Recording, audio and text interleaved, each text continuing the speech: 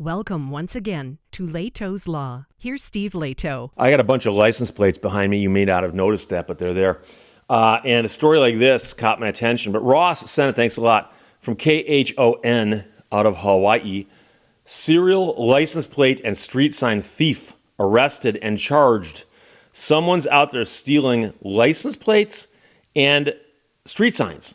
And now, some of this might sound relatively harmless, but number one, theft is theft. But number two, what do you do with this stuff? And number three, there actually is a safety issue with some street signs. So we'll get to that. The police arrested and charged a 53-year-old man with second-degree theft as part of their investigation into the theft of more than 50 specialty license plates, as well as state and county street signs in Hawaii. Officials said after receiving numerous reports of thefts of specialty license plates, as well as state and county signs, investigators identified the man as a suspect during the course of their investigation. Now, specialty license plates, I'm not sure if they're referring to vanity plates or personalized plates, like one or two of the ones I got behind me, or specialty plates, meaning that a license plate that simply commemorates something else. So in many states, there's like 20 or 30 license plates you can choose from. So in Michigan, you can get one for the university that you like. You can get an Oakland University license plate. You can get a University of Michigan license plate. They identified a suspect, and this past Wednesday in the afternoon, police officers and patrol officers executed a search warrant at his residence to search for any of the reported stolen items. There, they found 51 state and county street signs with a total value of $11,455. $11,455. These included stop signs, highway mile markers, street name signs, and district designation signs. He was arrested at the scene and transported to a police station pending investigation, and that police station's got a long Hawaiian word in front of it I couldn't pronounce with a gun to my head, and I'm not going to try. But the curious thing about this is, my first thought upon hearing this was, someone's stealing signs that would be unique to Hawaii so they can sell them like on eBay, right? A town name with a really interesting Hawaiian name. You put this thing on eBay and go, look, it's this cool sign, and you don't tell people it's stolen. But a stop sign is a stop sign. And that there, my friends, is the problem. There are intersections that have stop signs at them. If you remove the stop sign from the intersection, there's going to be somebody who's going to blast through it the next day not knowing there's supposed to be a stop sign there. And all the people familiar with it will assume there is a stop sign there. And I've heard of stories of people getting killed because pranksters removed a stop sign. And so those signs are there for a reason. And again, if you were to steal a mile marker on the highway, it's a crime, but I doubt it will kill anybody. Removing a stop sign could. So they found 51 state and county signs. That's not the license plates. That's just state and county street signs. So they included the stop signs, highway mile markers, street name signs, district designations. He was arrested at the scene and transported to the police station pending this investigation. The next day, detectives charged him with second-degree theft, and his bail was set at $2,000.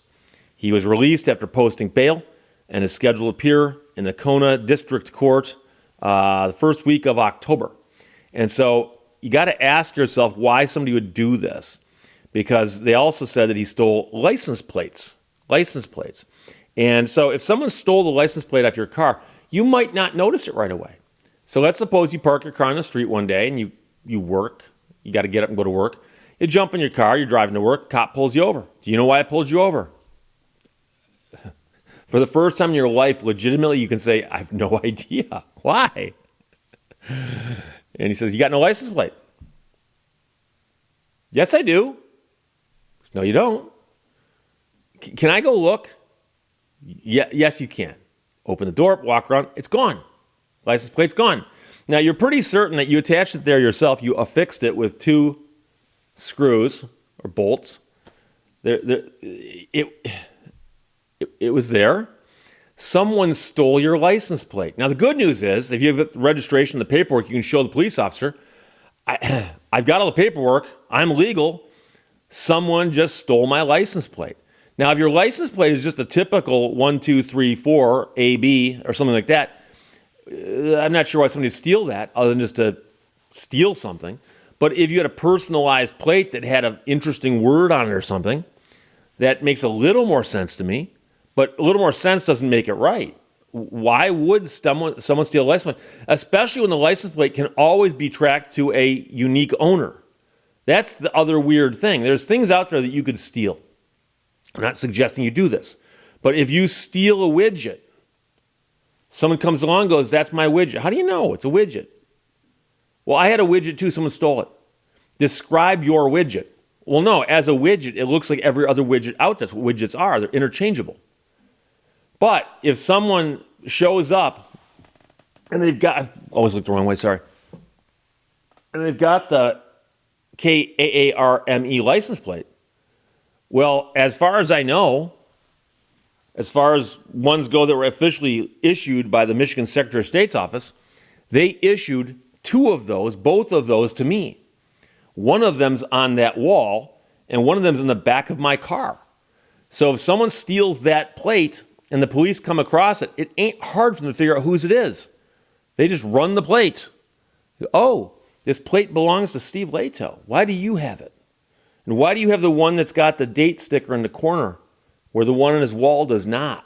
That looks like it came off a car. And so it's a crazy story. We've heard stories out of, the movies and so on where people steal a license plate to go commit a crime. So the witnesses go, I got the license plate. How about the color, make, model of the car? No, I didn't pay attention because I got the license plate. Turns out the license plate wasn't actually something very helpful there because the license plate was stolen before. And I have to mention, because there's always going to be one person in the audience who remembers a story I told. Go, Steve, you once talked about the value of a license plate in court. Yes, I did. Client of mine, her car was stolen, and it was taken cross town and stripped of all its valuable parts. Airbag, stereo, wheels, battery, things like that, right? And in court, the claims adjuster who denied her claim testified on the stand that nothing of value was taken. Nothing of value was taken. And I said, well, isn't it true they stole the airbag? Yes. Stereo? Yes. Wheels? Yes. Battery? Yes. License plate? Yes. And then he stopped and he goes, but a license plate has no value. Now, I could have just said, well, let's back up. Airbag, stereo, wheels, battery, license plate. You're going to say because the license plate has no value, none of these things have value either? And he goes, license plate has no value to somebody other than the person it's registered to. I go, you've never heard of somebody stealing a license plate so they can commit a crime with it? And he goes, never heard of that. So when I make fun of insurance adjusters, and I don't do that often, but I occasionally do, at least in real life. But it's been a while since I poked fun at them on this channel. One of the reasons is that I've cross-examined a bunch of them in court and gotten them to say stupid things like, nothing of value was taken from that car. When on cross-examination, I had to admit that the airbag was stolen, the stereo was stolen, the battery was stolen, the wheels were stolen, and the license plate was stolen. And yes, license plates can have value. I'm not saying they're worth a lot of money. I'm not saying that they're priceless, but they can have value in the hands of the wrong person. Here, I'm more concerned about the cost to taxpayers who had to replace a lot of these signs. So a sign disappears. Oh, gee, we got to actually replace it. And I'm going to end on this note. I saw an article cross my news feed yesterday. The Detroit Tigers baseball team played for a long time at Tiger Stadium. Tiger Stadium's gone now. They now play at Comerica Park. They knocked the stadium down a long time ago. But at one point in time, they had a historical marker in front of the stadium that explained how historic Tiger Stadium was, and it was placed there by the state of Michigan. And the historical marker program in Michigan is something I know a lot about. I've actually written the language on 2 different markers. Got the language on one of them corrected. And they had placed a marker in front of Tiger Stadium about historic Tiger Stadium. And in the article I read, it goes, the sign is no longer there because someone stole it almost immediately after it was placed. And they didn't bother replacing it for fear it would get stolen again. So the sad part is that there's somebody out there who has, like in their basement or garage or in their backyard under some bushes, a big old sign, metal cast sign that tells the story of Tiger Stadium and its historical value. And sadly, it hasn't been seen by the general public for quite some time. So I say they throw the book at this guy too. Serial license plate and street sign thief arrested and charged. And of course, I mean throw the book at him if in fact he's convicted, because right now he's innocent until proven guilty. From KHON, Ross sent me that. Thanks a lot. Questions or comments, put them below. Let's talk to you later. Bye-bye. Thank you for watching Lehto's Law. The early bird catches the worm, but it's the early worm that gets caught.